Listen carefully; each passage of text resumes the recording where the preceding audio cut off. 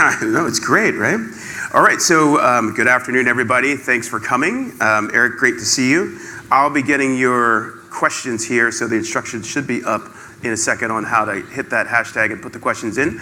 I'm going to work them into the flow. We've got about 30 minutes to talk together. And Eric, we're going to start out, actually, we're going to do this conversation in 3 parts. Okay. First, we want to talk about the current state, or what you're getting from the conference, the current state of the Lean Startup, and then talk about the future of the Lean Startup, how things are going forward. Does that work? Sure, yeah. Okay. You're the boss. There you go. So what sort of things are you seeing from the conference right now? Man, well, did we deliver on the promise I talked about this morning to have you see some people you haven't seen before? People learn something from it? Thank you. Okay, good. Okay.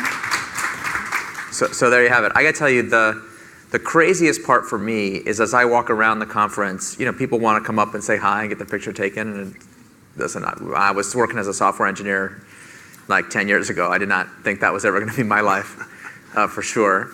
And then, but what's so moving about it, what's so awesome is everyone wants to tell me about the startup that they're working on and the thing that they're passionate about and how do I think Lean Startup could apply, or they've already applied it in, you know, the guys who generate the actual nuclear codes, and someone here selling socks, and someone else is working on eliminating poverty in the whole world by 2030. And I could just go on, and each thing is more interesting than the next and different and never, you know, I could never imagine. So to me, actually, the whole community, you know, plus like I'm trying to process that while we have these incredible speakers at the same time, is pretty overwhelming.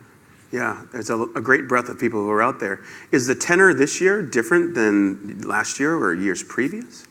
Well, we're way more corporate sellout this year than ever before because we got this kick-ass venue and a pretty good view.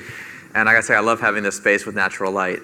I don't know. I think we're settling into a certain maturity as a community. I do miss occasionally the really early days had a kind of religious fervor, and we're all sticking it to the man, and it was like it had a little bit more of a revolutionary feeling to it. And now we have the privilege of tackling bigger problems, which means we have the responsibility of you know, managing risk in those situations and handling a portfolio of problems. And it's just like it's a kind of a up-leveled conversation. But I think we're starting to get used to it, starting to figure it out. So I feel like there's a kind of a maturity to the conversation this year that is more than we saw in years past. And I actually think is really exciting. And at the same time, it's important to remember that the not just the majority, but the super majority, the vast majority of people that will ever have their lives touched by Lean Startup have never heard about it right now. So we forget, because we live in this bubble of people who are really into these ideas, that the world of business is impossibly vast. And there's just, I mean, I travel a lot still. I work with a lot of companies, and I meet companies, and most of the people I meet who work there, even at the senior management level, even who are very literate in business, they don't have a effing clue what I'm talking about. They haven't read the book. They haven't heard about it.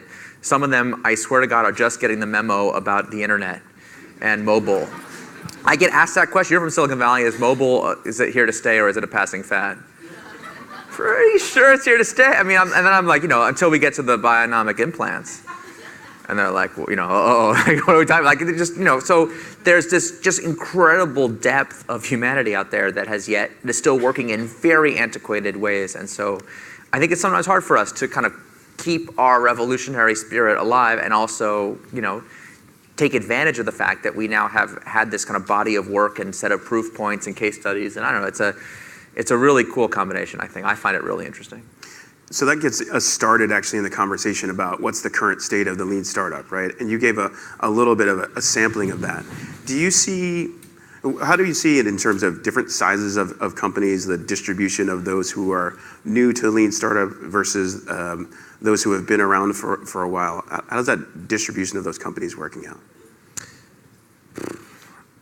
I don't really have that good of a perspective on it, to be honest. I mean, there's just so many of you.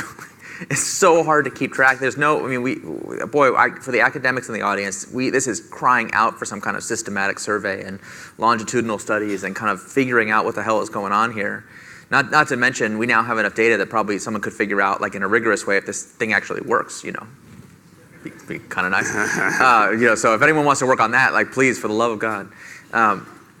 So I don't know. I keep thinking we're going to settle into some kind of pattern, and every year it gets bigger every year. It changes. It's more dynamic. I think we now have a number of companies who have had enough longitudinal success with Lean Startup, both in the kind of hyper-growth Silicon Valley style company, as well as in the more traditional companies that have done these transformations, that they're starting to inspire secondary, I don't want to use the word imitators, that's not fair. I don't mean that derogatively. I mean, just like that now that we had the success story, there are other companies saying, wait, I want that too. That's a benefit that I would like to see and capture. And so we're starting to see people who really you would categorize as mainstream customers, right? In the Crossing the Chasm language, like the early mainstream of this, still quite visionary in their own right, still very much gaining a competitive advantage from being the only company in their industry to be working and thinking in this way. But on the other hand, taking advantage of the wisdom and knowledge of kind of people who have gone before them and have kind of laid a foundation that they can take advantage of. And so that's why you see, I mean, so many people here who are here as part of like a systematic program of their company, like intentionally bringing people to the conference and building in it as, as a kind of like the culmination of a training program, the development of indigenous coaching programs. There's just like hundreds and hundreds, must be thousands at this point, of people who have been trained as Lean Startup coaches, who don't work at a Lean Startup company, they don't work at a Lean Startup vendor, they're not part of a consulting company, they're just regular employees doing their job, where these ideas have been incorporated into what it means to do professional development and training in that organization. So like those stories are new, and we've tried to bring some to you from the stage, but I still think we're in the very infant stages of that, what that's going to look like. It's going to get way more exciting as we get more success under our belt. So being that these are the early stages of those conversations at enterprises, what do you think are like some of the early success factors or early trends for companies to manage the cultural and organizational challenges to adopting Lean Startup? It's actually really simple. I was just doing a talk for CEO and all of his direct reports for a big company, and he was saying that they're all in to do this transformation, and what do they need to do next? And I'm not a very good consultant, to be honest, because I was like, listen, to be honest, I meet with a lot of people who are all in, so I'm not especially impressed. And this is probably the last conversation we're ever going to have, and you're not going to do shit about it. Okay, let's just be honest, right? Can we be honest for a second? Like, everyone talks about the latest corporate fad thing they got excited about because they read the book or whatever, and most people don't actually do it. And they were very defensive, and I'm being so rude. They've invited me to this meeting, and I'm telling them this very unpleasant truth. And I was like, look, the details are highly complex. So translating the principles into your culture's organization, making it industry specific, really building up the critical mass of political capital and success stories and case studies and coaching, like the details are incredibly complex. But conceptually, this is not complicated. If you want to do this, then the CEO of the company and his or her top staff have to say, we will do this. I don't mean to make it overly reductive. I'm not trying to be a jerk, but have you actually told the people that work here that if they don't do this, they will be fired? Obviously you haven't done that because we're having this conversation. So like, when are you ready? And so it's like, well, I can't do that because, okay, so make me a list of all the reasons why you can't do that. You're worried that maybe it won't work in this place or that place or this, like, okay, every reason. Now you just identified the success criteria for the experiments we need to run to prove to you that it's worth using that. Like most CEOs have very few times in their career where they get to really say, I have made this decision and we are definitely doing this. So I take it seriously. That's a precious thing. If you fire that bullet for this, you can't fire it for something else. So what would it take to convince you that this is for real? And then if you're prepared, if you have the level of discipline and executive leadership to make that kind of decision, then that part of it is actually relatively simple. And the people who work in most organizations, I don't care if you're a 5-person startup or a 500,000 person enterprise, the people that do the work and are closest to customers already know.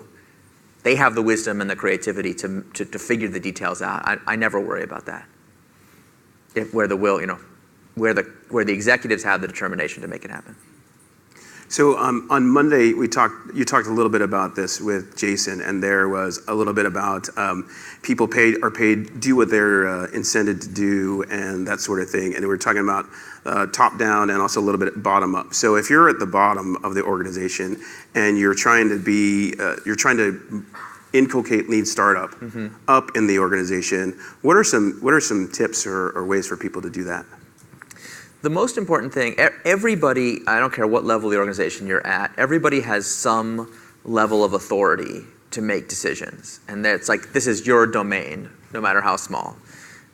Whatever your domain is, you have the power to adopt this way of thinking for whatever it is that you're tasked with doing. Like, I mean, from the factory floor to the C-suite, everybody has some set of responsibilities and some set of outcomes that they're responsible for delivering.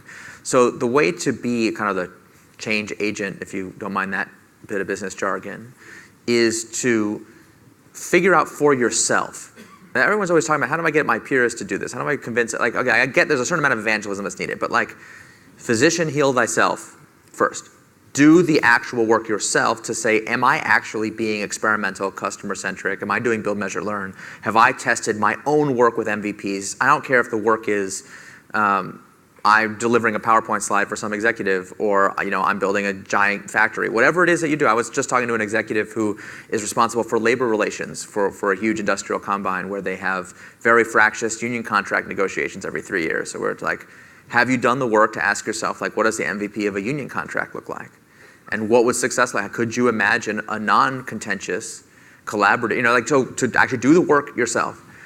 And then after you've kind of done those experiments and built up some mastery yourself, then to get agreement with whoever the next level up person is. And I don't care if you're a five-person company and you're a founder, like, does your board, are they actually bought in to this way of working? Okay, if not, what would you have to demonstrate to convince them? What evidence would they accept as legitimate that this is better than the way you were working before? Have that negotiation, and then what you're asking for is not an unlimited budget to transform the whole organization. You're asking for enough authority, enough discretion, enough budget to run those experiments, to find out together with whoever you're accountable to.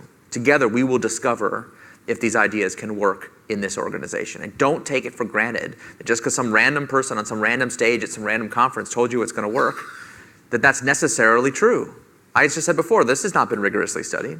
So you got to prove it to yourself. And don't skip that step just because you're excited about it. I mean, I appreciate the excitement, but be right. So how would you change that story for the startup, right, that's grabbed onto lean startup as a process and is now growing into that fast-growing Series B, Series C company that we don't want to see grow into being a big, siloed, massive organization? Yeah, I work with a lot of those companies, and I think that most CEOs have not actually really thought about what it means to have rapid growth of their company. This sounds so dumb. But like, I just meet with somebody who their company was like, I don't know, maybe 250 employees.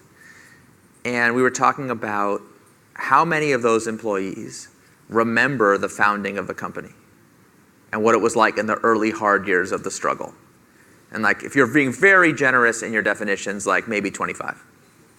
So 90% of the people who work in this company don't have any clue what it means to start a startup. Okay, they don't know what it means. Some of you are nodding along. You know the broken glass we crawl over to get the thing off the ground, right? Like what Peter Thiel calls the 0 to 1, like, pain. Most people, and now ask yourself this, all right, before they joined your hypergrowth startup, what were they doing before? What was their previous job? Just the law of large numbers says it probably wasn't founding another hypergrowth startup from scratch. Because why are they working for you? So probably they had a regular job. If you're lucky, maybe in a company that had just recently grown to 250 employees. But again, play the odds. What are the odds you only hire from companies that were founded exactly the same time as you? How are you hiring those people? Right? So probably they worked in a big company, just statistically speaking, or they're fresh out of college, or like, they don't have your cultural DNA that you want, and they don't have founder magic pixie dust. Like, if you want them to work the way that you worked and to make your company into a perpetual startup with continuous, like, what are the tools at your disposal to make sure that they get acculturated properly? And you can't leave this to random chance, because the vast majority of people who work for you don't know what to acculturate people into. So how do you do that indoctrination? How do you do that onboarding and professional development? If you actually like work your way through the list of tools, it's like, well, you got to really focus on incentives and job title, corporate structures, training and professional development. You got to focus on holding people accountable. Like, you're like, that sounds like big company crap, doesn't it?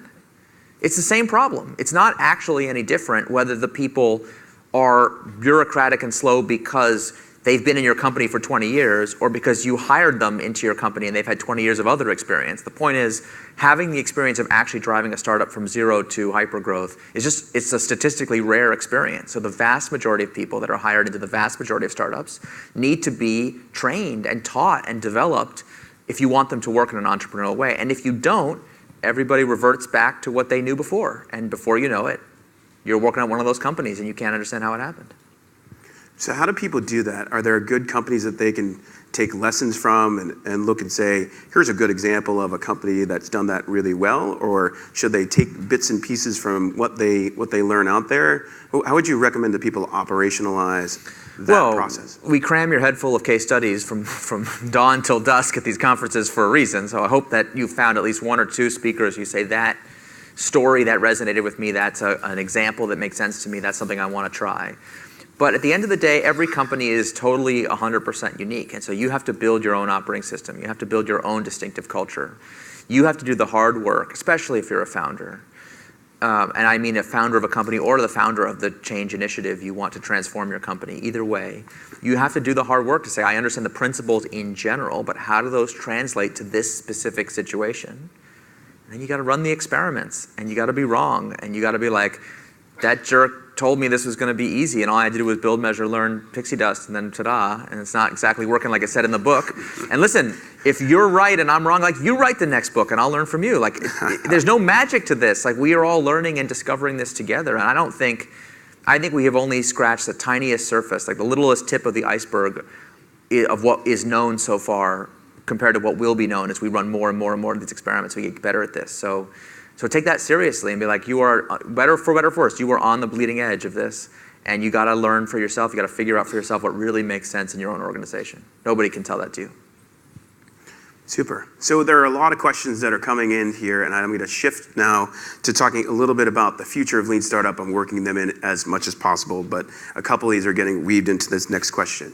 So the Leader's Guide and the Long-Term Stock Exchange efforts indicate, in my mind, a future direction of the Lean Startup from where it is to where we envision it to go. Yeah. So can you talk a little bit about that and how particularly business fundamentals or business values are different for lean enterprises?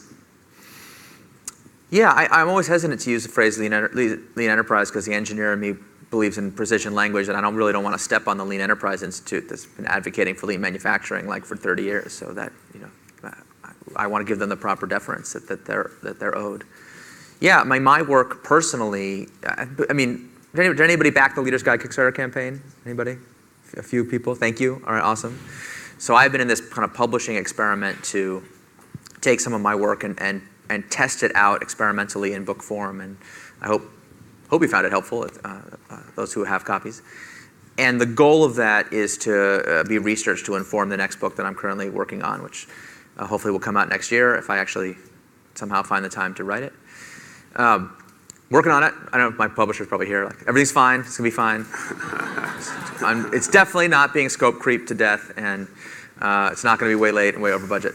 I'm sure it's gonna be fine. But anyway, still figuring that out.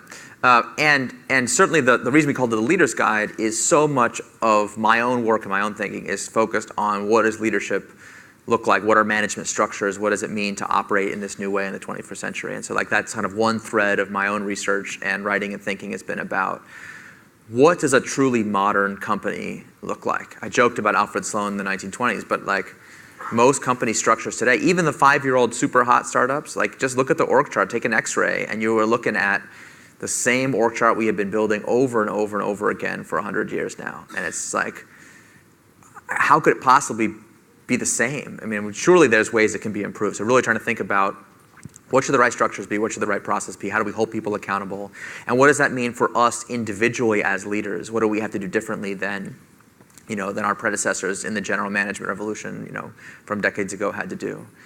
And then, so that's kind of one aspect of my life. And yeah, you mentioned the long-term stock exchange. The other has to do with, as good as your management system is, and as good as you make it, you don't control all the incentives that your organization faces. And so many of the incentives that we see organized in, like, kind of woven into the fabric of our world have become infected with this really dangerous short-termism that I wrote about a little bit in the book, but I feel like is really foundational. If we're going to have this revolution succeed, we can't be building these beautiful organizations and then take them public and have that gravitational force destroy them. You all know what companies I'm talking about. You watch it happen as these incredibly innovative organizations descend into madness. And it's not that the people got dumber after the IPO, and it's not that the product became less valuable. It's not that they didn't have a good management system, although some of them did, some didn't. But like the raw fact of the matter is that we face these overwhelming incentives that start, in our political systems and our public markets, but that infect their way down even to the incentives of individual entrepreneurs. And you think about all the like crappy startups that are built to flip, and just the like real short-term energy that gets invested in that, all because the corporate development people who buy startups in public companies themselves face a really ridiculous set of short-term pressures. And like, why do we want to outsource the selection of the next generation of Silicon Valley leaders, to the corp dev department at big company X when they don't have any idea? I was about to name a company. I was like, that's not fair. They don't have any idea what they're talking about. So it's like, so it trickles down and we feel the pressure. And so I feel like there's kind of like a root cause illness that we have to be taking swings at and thinking about how to fix, both as leaders, as managers, as citizens. And then, I'm also trying to think about it as an entrepreneur as well. Okay, so how do companies then start to develop metrics and processes that get them to this long-term way of thinking versus the short-term, which we know can be kind of destructive? Yeah, if you read a book called The Toyota Way, which obviously the startup way is a riff on and an homage to, one of the things that really profoundly affected me as I was reading that book in the preparation for running the Lean Startup was that when people study lean manufacturing, they have a tendency to focus on the process and tools, the robots. Listen, robots are cool. Everyone knows it. And manufacturing involves a lot of robots. But the power of lean manufacturing has to do with the culture and creativity of individual people. And it's all rests on, the Toyota production system rests on the Toyota company's philosophy of long-term thinking. Because fundamentally, if employees don't believe that the investments they make today in continuous improvement are going to pay off for them over a time horizon that they'll be around for, then there's really no incentive to do it. And you cannot create a Kaizen culture if you don't have that long-term philosophy. And that really deeply resonated with me as I was developing Lean Startup, because fundamentally, if you're doing something small and short-term, you don't need Lean Startup. You don't need to do a minimum viable product if you're just building a minimum product. Just build the effing product and ship it and be done with it, right? Like, you need the experimentation and the vision, all this like intellectual infrastructure that we have developed for Lean Startup, only because you're trying to do something extremely big and ambitious and confusing and difficult to quantify, and you don't have the resources you need, and you have to be able to demonstrate viability as you go, and you need, so like there's a kind of like reason why that's a kind of a deeply compatible way of thinking. So we have to think, a little bit more like a scientist who would, might investigate a certain natural phenomenon, for his or her whole life before really coming to understand it deeply. And the experiments that you do along the way, they're not important because of the individual experiment itself. It's because of what it allows you to learn and develop and grow towards that ultimate goal. Whether that goal is, as you've seen today, right? Like, that goal may be to create a new multi-billion-dollar for-profit company, but it may be to have all kinds of other massive impacts that are, I think, also equally worthy. So I think that long-term perspective is essential.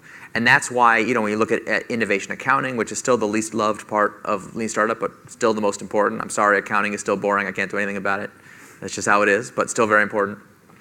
The reason we focus so much on the leading indicators of future growth and learning how to talk about future learning in net present value terms. It's all about bridging this fundamental divide that when you're in the flat part of the hockey stick, your ROI is negative by definition. So, Bozo the clown, who's just setting money on fire, not doing anything, also has an equally flat hockey stick. And from a traditional accounting point of view, and from a short-term quarter-over-quarter growth point of view, everything's the same, and it's zero. So how can we hold people accountable? How do we steer for success when we're in that kind of unknowable flat part before we see the hyper-growth take off? And so none of those questions even make sense at all if you confine yourself only to things that can be tested and measured and understood in the short term. Okay, so you got pretty deep on us right there. That was pretty good. You asked. All right, so I'm gonna double down on that a little bit and talk about traction in long-term stock exchange. Because if this flows the right way, you start as a lean enterprise or lean startup. You grow into a fast-growing company that doesn't become a big siloed company, and you're looking for an exit, right? And the exits either get acquired by some big massive company, and there's a limited number of those out there, Yeah. or go public ultimately, hopefully, in something that values the long-term nature of thinking that's gone into your company from the beginning. Yeah. So should the long-term stock exchange gain traction, how does it change the rewards and incentives for that type of company or for an established company that chooses to join it? So I apologize in advance. I am incredibly limited in what I can say about LTSC specifically because building a new stock exchange, as you can imagine, has massive regulatory component that is a multi-year.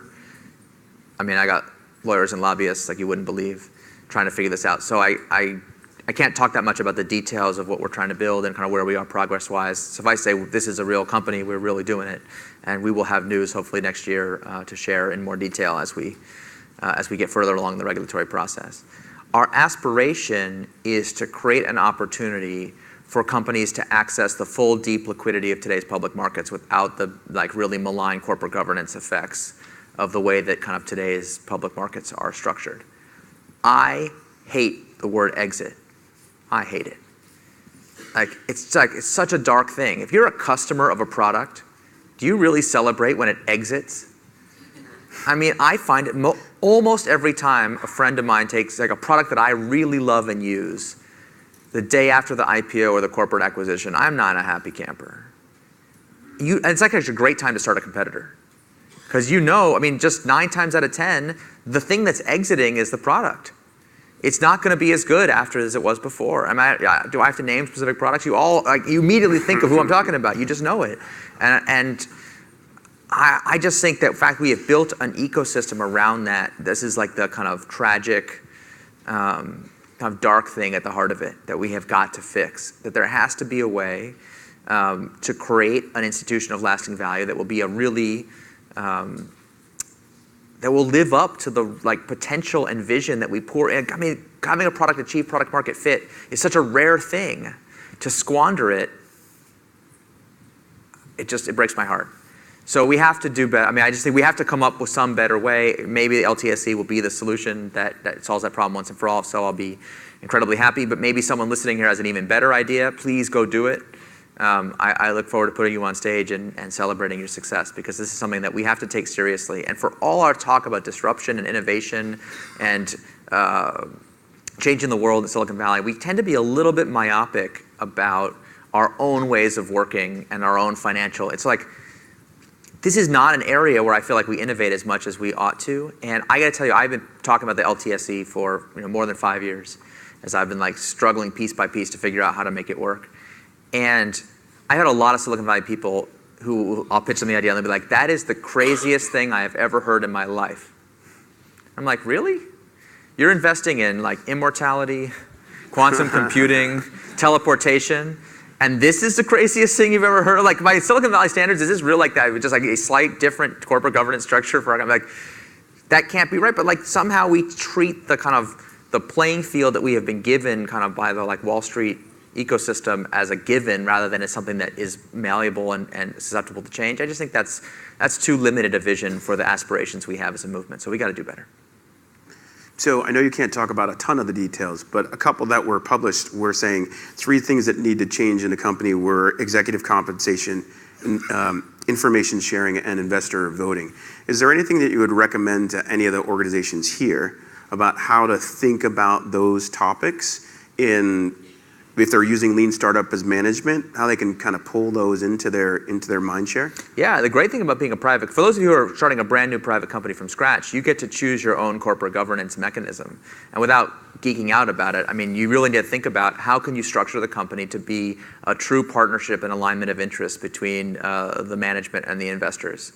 What information should you really be disclosing? Who should have what decisions in corporate governance? And I think in Silicon Valley, anyway, the trend is really towards really strong founder control. And there's kind of a set of reforms around that, really long-term stock options.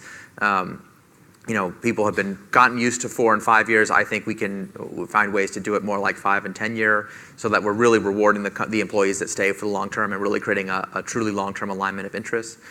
So there's a lot that you can do, and you can kind of set it up from scratch. But because it's not really applicable to everybody here, I don't want to get too much into the details.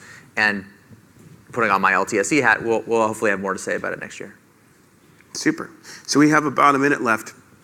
I want to pull a completely different question from the audience. And what would you say is one of your funniest lean startup experiences?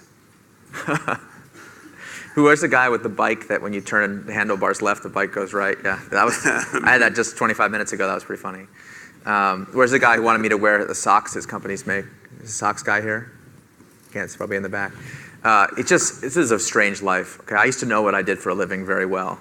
I used to write software. When I was a kid in my parents' basement writing software, you told me one day I get paid to write software for a living, I would have been like, wow, that's the life. So I understood that really well. What this is, man, I don't even know. I got to meet an entrepreneur who was making an actual jetpack, and go to his lab and see the place with the jetpack. I mean, it's like, I almost was like, am I being punked, or is this a real? Is this a real story? No, it's a real story. There's a guy in New Zealand making a jetpack.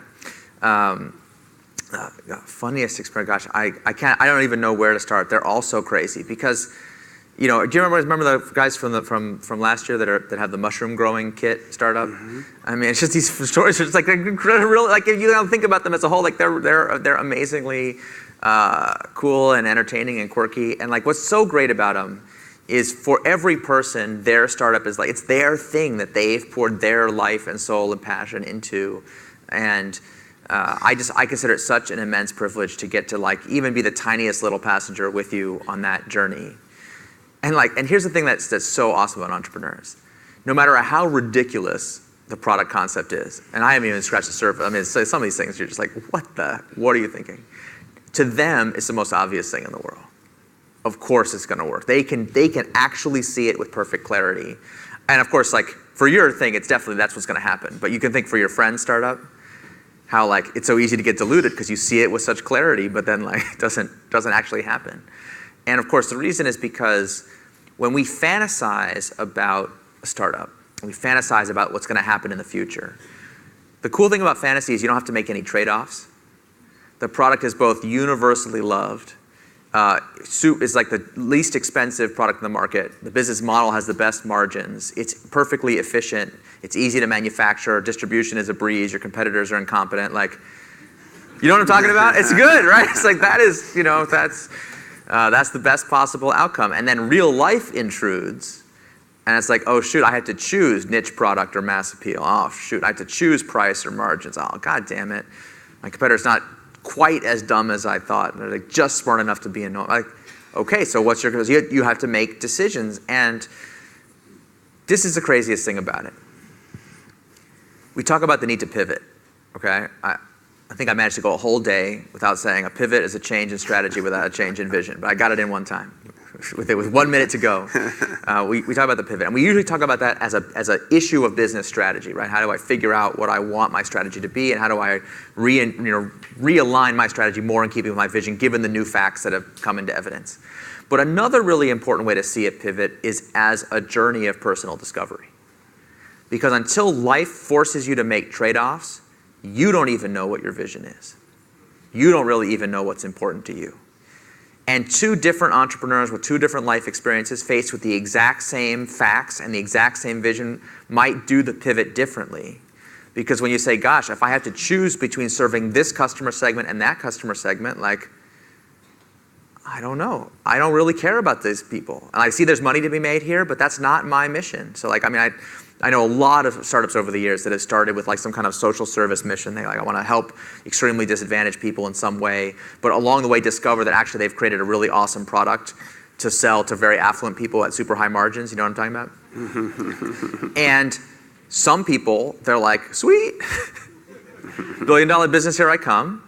And some people are that's not why I got into this. No, I'm going to keep working at it. And you see the reverse. I know people who they started out and they wanted to make money, and it's oops, there's no business here really, but the thing itself, the end product is valuable enough for them, it's meaningful enough for them that they keep going. Anyway, I don't think you actually really know what your vision, and I don't allow anyone describes themselves to me as a visionary who hasn't gone through this process of having to I can't, if you haven't experienced this, it's impossible to put it into words. It's like a heart-wrenching, difficult choice to give up some aspect of it because now you realize life has forced you to choose and you're making the choice. That's how you become a visionary. You discover it by chipping away the waste out of that block of marble, and then you see it. Those of you who traveled to San Francisco, it gets a little woo-woo, I know, but that's our way. Okay, so just roll with it. Yes, I know it sounds a little hokey, but that's really what I believe. It is an actual process of self-discovery. It's quite profound for those of you who've been in the trenches. You know what I'm talking about, and I think we should celebrate that. I think that's really awesome. We talked today about engineering as a kind of artistry, and I think that's true of entrepreneurship too. That this is a canvas that we paint something really awesome onto. So anyway, that's what I'm excited about. Well, those are some amazing perspectives. Thanks for sharing them, sharing a little bit of pleasure. view of the world through your eyes. We're out of time, but everybody, let's give a hand for Eric. Thanks so much. Thank you. Thank you, man. I appreciate it. Thank you all so much. And we'll see you tomorrow.